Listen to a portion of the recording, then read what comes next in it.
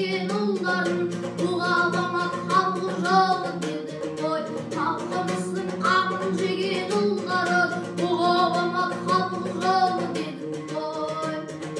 Өмір болған қазағымның сорлаған, қасиетті қара рухын қорлаған, бұрын-соңды тарихында даламның кешегідей ұрыс керіс болмаған.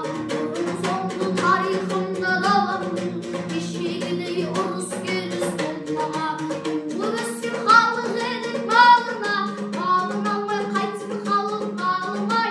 Америка Түркияға